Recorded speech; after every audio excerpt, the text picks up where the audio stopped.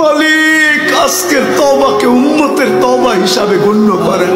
আপনি আমাদের উপরে বড় নারাজ হয়ে গেছেন। নাইলে অতীত তাকাইলে দেখি মালিক একজন হাত তুলতে দেরি, একজন চিৎকার দিতে দেরি, একজন আপনাকে অনুরোধ করতে দেরি, একজন বলতে দেরি, আকাশ থেকে সাহায্য আসতে দেরি হয় না। আপনার বাহিনী জাপায়া পড়তে দেরি করে নাই। আজকে তো বৎসরের পর বৎসর পার হয়ে যাইতেছে, চোখের পানি শুকায় যাইতেছে।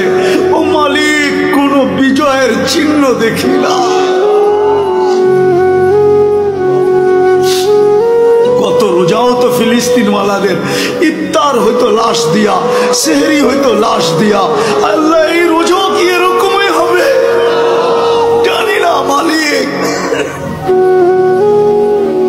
এত নারাজ হয়ে গেলেন কেন মালিক? এত নারাজ হয়ে গেলেন কেন? বেশক আমরা শাস্তির যোগ্য, অস্বীকার করি না, কিন্তু আপনি শাস্তি দেন না।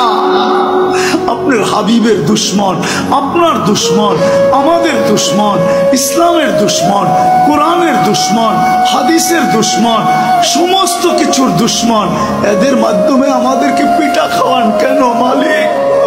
কেন মার খাওয়ান? কেন ওদের হাতে আমাদেরকে বেইজ্জত করেন?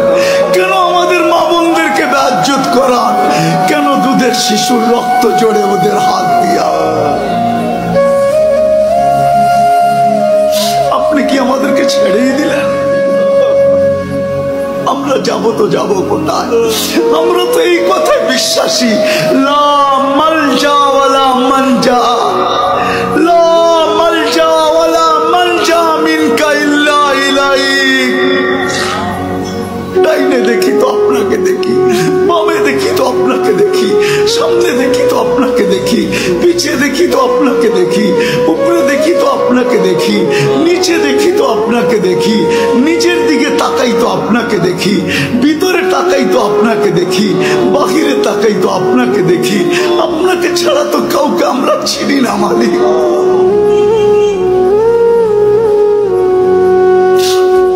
আজকে এই আলেমদের হাত খালি ফেরত দিয়েন না। আমারটা দিয়া দেন, কোনো আপত্তি নাই, কিন্তু আমার ডাইনে বামের আলেমদের হাত খালি ফেরত দিয়েন না।